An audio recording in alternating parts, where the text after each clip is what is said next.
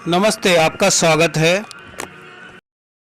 हम सनातनी बंधुओं में एक बहुत अच्छी चीज पाई जाती है, वह ये कि अगर कोई भी व्यक्ति यह साबित करने की कोशिश कर रहा है कि हमारे यहाँ पर जो प्रश्न उठते हैं विधर्मियों द्वारा, कि वो सारे प्रश्नों के जवाब ये हैं और वह जो प्रश्न आप उठा रहे हैं, जो भी विधर्मी उठा रहा है, वह बिल्कुल गलत है, तो हम सनातनियों की खासियत ये होती है कि हम उस बात को सच नहीं मानना चाहते, क्योंकि हमें चमत्कार, पाखंड, अंधविश्वास ही अच्छा लगता है।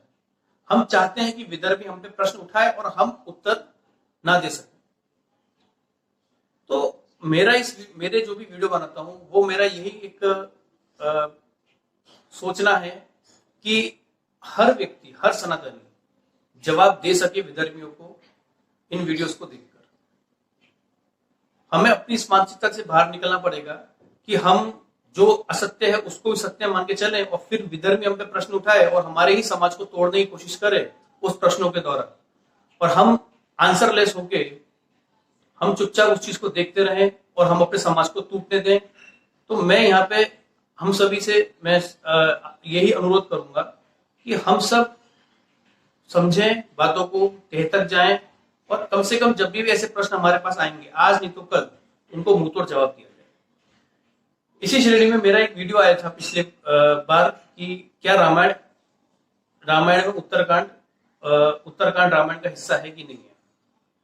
तो यहाँ पर मैं एक चीज क्लियर कर देना चाहता हूँ कि पिछले वीडियो में कुछ बंधुओं ने ये प्रश्न किए थे या कुछ उनके बातें थी कि जब लव कुश राज दरबार में जा रहे हैं, राजभवन में जा रहे हैं, और उन्होंने ये कहा है कि ये प्रथम कांड से लेकर छठे कांड तक और 7वां कांड उत्तरकांड है और 500 सर्ग वाल्मीकि जी ने लिखे हैं।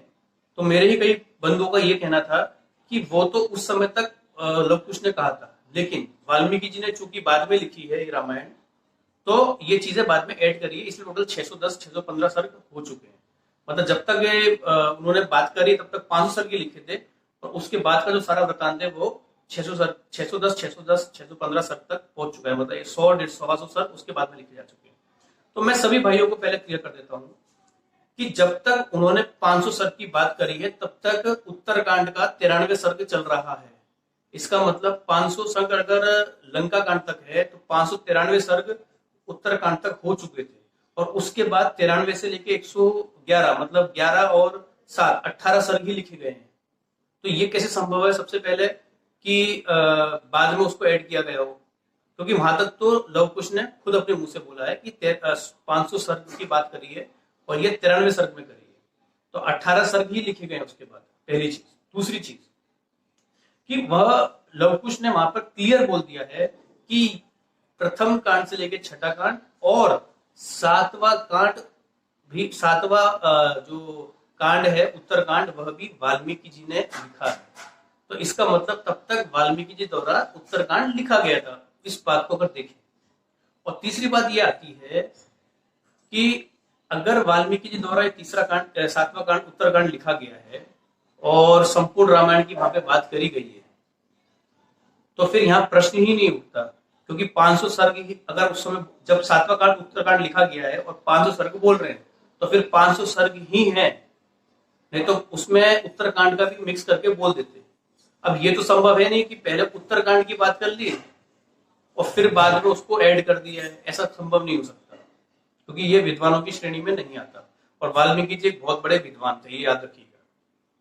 ये परस्पर विरोधी बातें हो सकती है, इसको हम दिख रहे हैं कि एक तरफ विद्वान विद्वान होता है और दूसरी तरफ विद्वान अगर ऐसी बातें करे तो उसको विद्वान नहीं कहा जाता, और ये हमारी सनातन संस्कृति में बिल्कुल भी नहीं। तो इस सत्य को जानिए, समझिए, हजम करिए, और नहीं समझ आए तो भी कोई दिक्कत नहीं है, सब अपनी स्वतंत्र है अपनी सोच के लिए। एक और प्रश्न विदर्भियों द्वारा बहुत उठता है, वह होता है शंभुक का वध, जिसकी वजह से आज हमारे समाज में बहुत सारे अलग अलग बातें होने लगी और अलग अलग हम समाज होता जा रहा है। कई वर्ग हमसे अलग हो गए हैं ये सोच के कि राम जी ने शंभुक का वध किया था, एक शूद्र को मारा था। तो यहाँ पे भी आज हम इस कहानी का जवाब देंगे, और कभी भी ऐसे विधर्मी अगर आपके सामने प्रश्न उठाए तो उनको मुंहतोड़ जवाब दीजिएगा इस वीडियो के जरिए।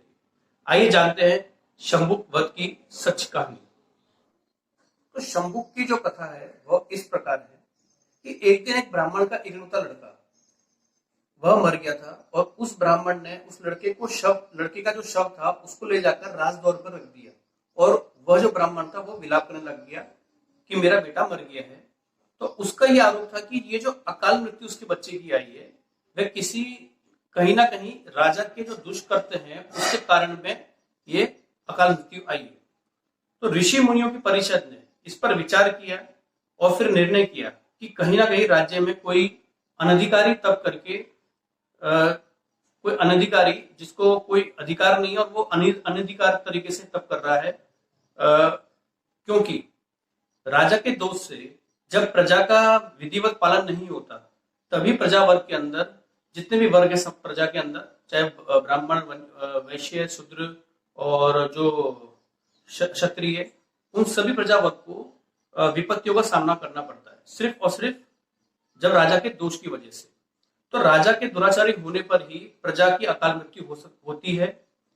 रामचंद्र जी ने भी इस विषय पर विचार करने के लिए मंत्रियों को बुलाया। अब हम ये 73वां श्लोक जो है उत्तरकांड का, उसके अंदर जो 73वें श्लोक में 73वां सर्ग, माफ कीजिएगा, 73वां जो सर्ग है उसमें पहले श्लोक देखते हैं कि इस प्रकार शोक और दुख युक्त उस ब्राह्मण का समस्त विलाप श्री रामचंद्र जी ने सुना। फिर दूसरे श्लोक पे आते हैं कि तब अत्यंत दुखी हो श्री रामचंद्र जी ने मंत्रियों को बुलाया। मंत्रियों के अतिरिक्त वशिष्ठ, वामदेव जी, भरत आदि सभी वे बड़े भाई और शेठ साहूकार को बुलाया। और 74वें सर्ग के अंदर चौथा श्लोक, मार्कंडेय, मधुग्ले, वामदेव, कश्यप, काल्यान, जाम्बली, गौतम, नारद जी, मतलब उस समय सभा में सभी विद्वानों को बुलाया श्री रामचंद्र जी ने। यह हमें इस श्लोक के अनुसार देखने को मिलता है। फिर हम 74वें सर्ग का 28वां श्लोक देखेंगे और 29वां श्लोक देखेंगे कि हे राजन, इस पे आप ये देखिए कि जो वहां ऋषि मुनि उपस्थित थे वह ये कहते हैं कि हे राजन, यदि द्वारपर में, ध्यान से सुनिएगा, द्वारपर युग की बात कर रहा हूं मैं, यदि द्वारपर में शूद्र तप करे तो भी बड़ा अधर्म है, किंतु आपके राज्य में तो इसी समय एक महा तपस्वी दुर्विद शूद्र तप करता है, इसी से एक ब्राह्मण का बालक मरा है। क्योंकि जिस राजा के राज्य में कोई अधर्म या अकार्य होता है। फिर हम 32वां श्लोक देखेंगे। इसमें जब राजा प्रजा के सुक्तादि का 6वां भाग पाता है तब यह उचित रीति से प्रजा का पालन क्यों ना करे। अतएव हे पुरुष सिंह, आप अपने राज्य में इस बात की खोज कीजिए। अब यह 28वें 29वें जो श्लोक में है, आप ये देख रहे हैं कि यहाँ पे बोला है कि हे राजन, यदि द्वारपर में शूद्र तप करे तो भी बड़ा अधर्म है। इसका मतलब कि द्वारपर में अगर शूद्र तप करता है तो अधर्म है। लेकिन ये बात जब चल रही है तब त्रेता युग की बात चल रही है। रामायण त्रेता युग में थी, तो त्रेता युग के बारे में यहाँ पे शूद्र को लेके कोई भी बात नहीं कही गई है।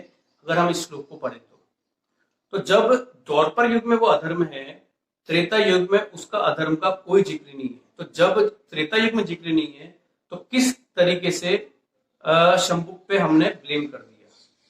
तो यहाँ पे थोड़ा कंफ्यूजन लग रहा है। इसका मतलब ये प्रक्षिप्त चीजें हमको यहाँ पे देखने को मिल रही है, जिस वजह से ये सारी परेशानियां खड़ी होती हैं।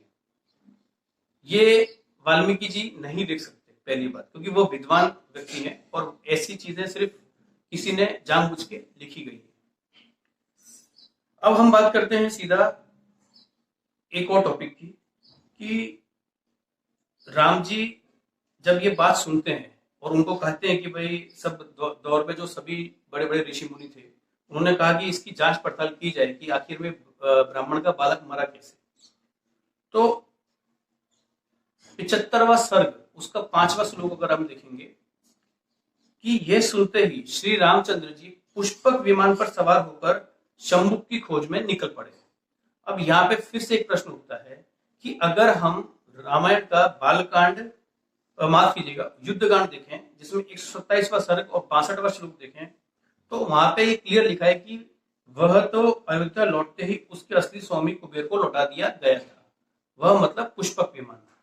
तो जब पुष्पक विमान युद्ध कांड में लौटा दिया गया है तो उत्तर कांड में पुष्पक विमान कहां से आ गया है? क्योंकि पुष्पक विमान कुबेर स्वामी का था और उनको वो लौटा दिया गया था। तो यहाँ पे पुष्पक विमान कौन सा पुष्पक विमान, दूसरा कौन सा पुष्पक विमान आ गया। अच्छा, अगर इनके पास पहले से था तो फिर कुबेर से लेने की जरूरत क्या थी। तो ये बात भी थोड़ी प्रक्षिप्त लग रही है। अब यहाँ पे भी जब पुष्पक विमान वाली बात पे भी डाउट रेज हो रहा है, पहले भी हमारे एक दो बातों पे डाउट रेज हो गया। तो पहली बात तो उत्तरकांड में कितनी चीजें ऐसी हैं जिसपे डाउट ही डाउट रेज हो रहे हैं, लेकिन अगर हम बालकांड से लेकर युद्धकांड तक पढ़ेंगे तो हमें ऐसी कई चीजें मिलेंगी जिसमें हमें कभी भी डाउट रेज नहीं होगा। तो कहीं ना कहीं उत्तरकांड में हमें कुछ ना कुछ फील होता है हम जब पढ़ते हैं। इसी तरीके से हम बात करेंगे 75वें सर्ग की, उसमें 13वां श्लोक अरण्य कांड को उत्तरकांड का लेके 13वें श्लोक में पढ़ते हैं कि राजपिंदन श्री रामचंद्र जी दक्षिण दिशा की ओर चले आए। वहां उन्होंने विंध्याचल के उत्तर पार्श्व में शैवल पर्वत को और एक बड़े तालाब को वहां पे देखा। फिर 14वें श्लोक में लिखा है कि महातपस्वी श्री रामचंद्र जी एक ऐसे तपस्वी को देख के जो नीचे के मुख की तरफ लटका हुआ था तपस्या कर रहा था। फिर 15वां श्लोक, श्री रामचंद्र जी उस उत्तम प्रकार से तप करने वाले के पास जाकर कहने लगे, हे सुब्रत, धन्य है तुम्हारा। फिर से सुनिएगा, धन्य है तुमको, एक रिस्पेक्ट। 16वें श्लोक में, हे दृढ़ विक्रमी तपोबुद्ध, भला ये तो बतलाओ कि तुम्हारी जाति कौन सी है। तुमसे ये मैं कौतूहलवश पूछ रहा हूं कि मैं महाराज दशरथ का पुत्र हूं और मेरा नाम राम है। 17वें श्लोक में लिखा है कि तुम ये तप किसके लिए कर रहे हो, अर्थात तुम्हारा अभिष्ट क्या है, तुम चाहते क्या हो, क्या तुम्हारी इच्छा वर्ग में जाने की, क्या तुम्हारी इच्छा माफ कीजिएगा स्वर्ग में जाने की है, अथवा किसी दूसरी घर की अभिलाषा में ऐसा उत्तम तप कर रहे हो। फिर हम सीधा जंप करेंगे 75वें सर्ग के 18वें श्लोक पे, जहां पर श्री राम जी बोलते हैं कि तुम जिस उद्देश्य से तप कर रहे हो उसे मैं जानना चाहता हूं। सच सच बताओ कि तुम ब्राह्मण हो या दुर्जय, क्षत्रिय हो या वैश्य हो या शूद्र हो। अब ये बात सुनकर जो शंभुक है वह ये बोलता है, 76वें सर्ग से आप पढ़ेंगे दूसरा श्लोक, हे राम, मैं शूद्र हूं, शत्रुकुल में मेरा जन्म हुआ है, मैं इसी शरीर से स्वर्ग जाने की कामना से मैं अथवा दिव्यत्व प्राप्त करने की इच्छा से ऐसा तप कर रहा हूं। तीसरा श्लोक आप पढ़िएगा, हे प्रभु, मैं देवलोक जाना चाहता हूं, अतः झूठ नहीं बोलता, मुझे आप शूद्र जानिए, मेरा नाम शंभुक है। और चौथा श्लोक कि उस शूद्र के मुख से ये वचन सुनते ही श्री रामचंद्र ने चमचमाती तलवार म्यान से खींची ली और उससे उस शूद्र का सिर काटा। अब यहां पर एक बात ऐसी उठ के आती है कि श्री रामचंद्र जी ने जब उससे बात करी और उसने अपने को शूद्र जब बताया और सीधी तलवार निकाल दी, क्या ये संभव है कि श्री रामचंद्र जी बिना सोचे समझे ऐसी हरकतें कर सकते हैं? असंभव बात है।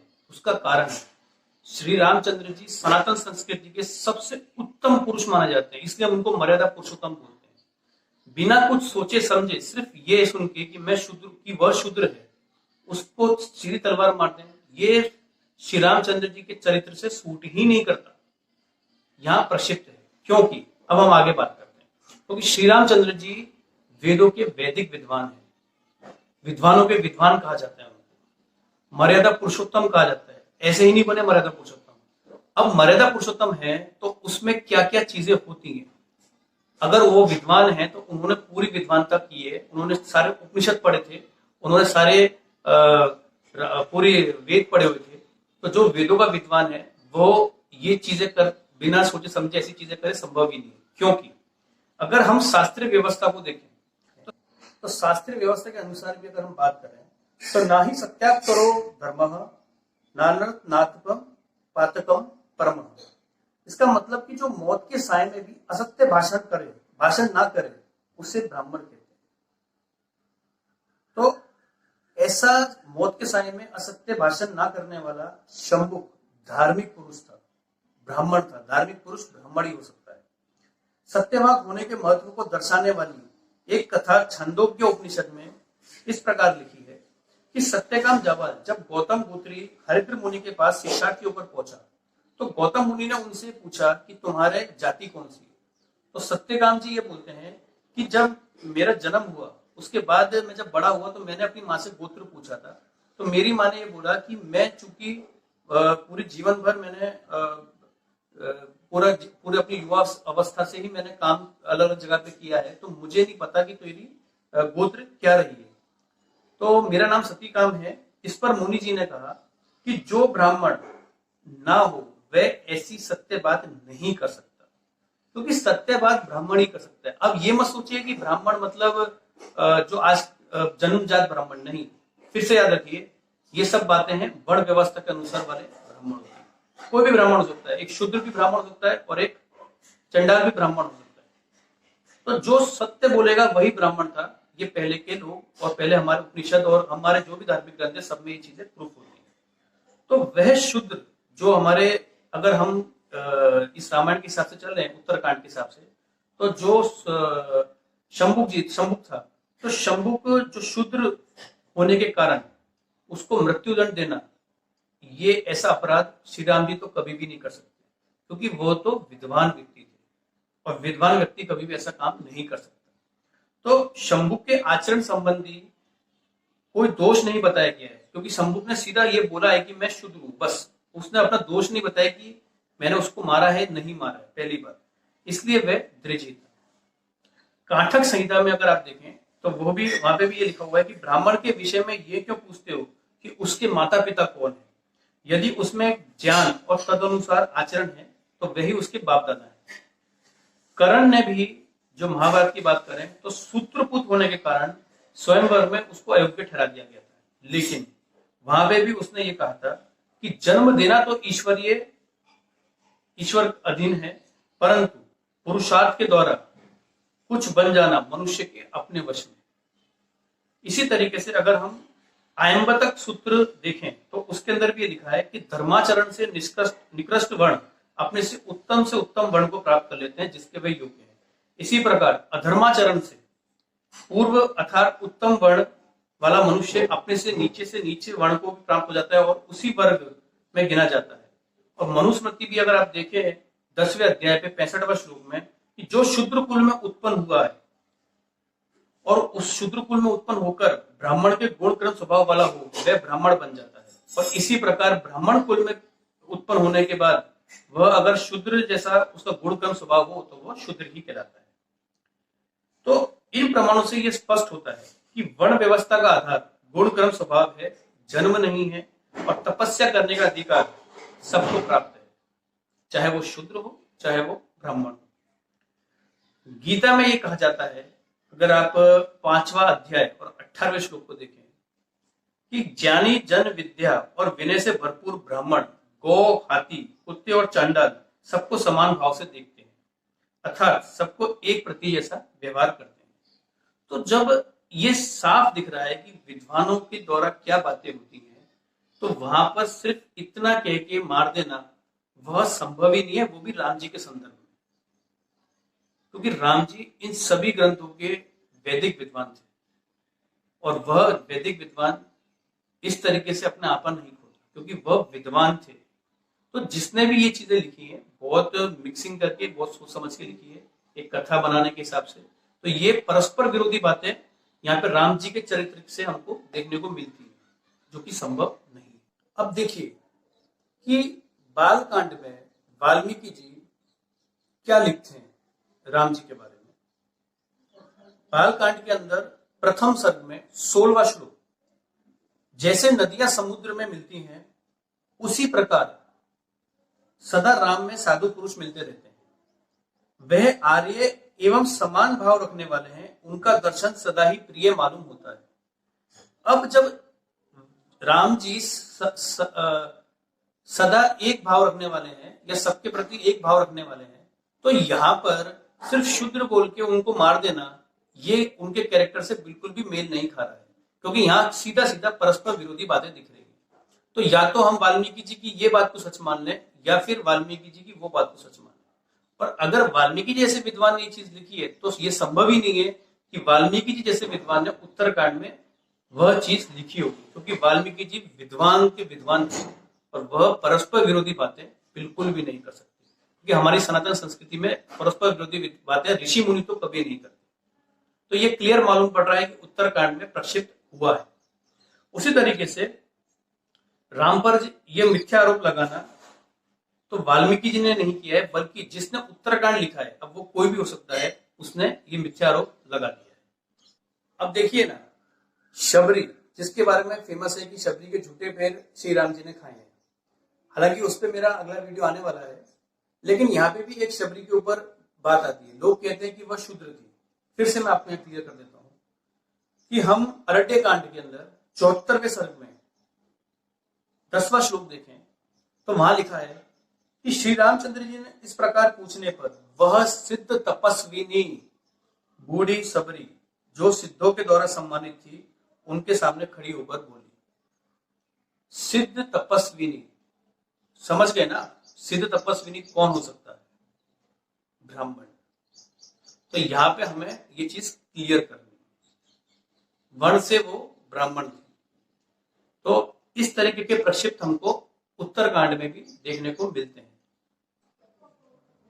तो ये जो मिथ्या आरोप है शंभुक को लेकर राम जी पर, ये सिर्फ मिथ्या ही लग रहा है। उसका कारण है कि सिर्फ और सिर्फ राम जी शंभुक को तप करने के कारण उसको पापी ठहरा रहे हैं और प्राणदंड दे रहे हैं। तो ये पूरे प्रकरण में असंभव है। तुलसीदास जी की भी अगर हम एक रामचरितमानस जो आती है उसके अंदर एक दोहा देखें, श्लोक देखें, तो उसमें भी लिखा है लंका कांड के 61वें अध्याय में 3वां श्लोक कि ढोर गवार शुद्ध पशु नारी ये सब ताड़न के अधिकारी। अब दिक्कत यहाँ पे ये आती है कि आप वाल्मीकि जी के रामायण पढ़ लीजिए, पूरे युद्ध कांड तक लेके ऐसी कोई बात कहीं नहीं कही गई, क्योंकि वाल्मीकि जी एक बहुत प्रखंड विद्वान थे। लेकिन ऐसी बातें करके कभी ना कभी हमारे समाज में ये प्रश्न उठ जाते हैं और हम भी ऐसे हैं कि हम उसको जवाब नहीं दे पाते। तो ये जो कुछ आचार्य होते हैं, टीकाकार होते हैं, या उस जो लेखक होते हैं जो ट्रांसलेट करते हैं, कभी कभी इस तरह की विचारधारा डाल देते हैं जिससे कि समाज में प्रॉब्लम आ जाती है। हालांकि उनका उद्देश्य क्या होता है वो एक अलग चीज है, पर हम लोग उस चीज को अलग तरीके से लेके, या धर्म विरोधी ताकतें उस चीज को अलग लेके हमारे समाज को तोड़ने की पूरा प्रयत्न करती है। तो आपको ऐसे उल्लेख कभी भी आर्ष ग्रंथ जो होते हैं जो ऋषि मुनियों द्वारा लिखे होते हैं, उसमें कभी भी आपको देखने के लिए नहीं मिलेंगे कि जहाँ पे परस्पर विरोधी बातें, प्रसंग विरोधी बातें, व्याकरण विरोधी बातें, आपको विज्ञान विरोधी बातें आपको कभी भी देखने को नहीं मिलेगी। और यही हमारी खासियत है सनातन संस्कृति। इन सब प्रक्षिप्त के कारण ही आज ये हालत हो गई है कि जहां पे शंकर भगवान की जो जन्मभूमि कह जाती है कारडी, वहां पे ही नहीं बल्कि पूरे केरला के अंदर बड़ी संख्या में लोग अपना धर्म परिवर्तन कर रहे हैं। सिर्फ और सिर्फ इसी कारण पे आज पूरे देश के अंदर आप देखें ये समस्या बढ़ती जा रही है धर्म परिवर्तन की। क्यों? उसका सिर्फ यही कारण है कि हम सभी लोग अपने धर्म शास्त्रों से दूर हो गए हैं और आपस में जाति सिस्टम में बढ़ते जा रहे हैं, बिना जाने सत्य को किस क्या सत्य है और क्या असत्य है। तो ऐसे प्रश्न उठाकर समाज को भ्रमित किया जाता है। और लास्ट में मैं एक बात कहूंगा, अगर शंभु दोषी भी था कि अगर उसने वास्तव में किसी ब्राह्मण के लड़के को या किसी भी लड़के को मारा हो, मैं तो बोलता हूं, तो उसका वध कर दिया तो वो गलत भी नहीं किया। तो ये सत्य बातें को पहचानिए, जानिए, राम जी के चरित्र को जानिए, तो हमें ऑटोमेटिकली सारे आंसर मिल जाएंगे कि क्या चीज सत्य है और क्या असत्य है, और ऐसे विधर्मियों को मुंहतोड़ जवाब दीजिए। चैनल को सब्सक्राइब करें, शेयर करें। जय आर्यवत।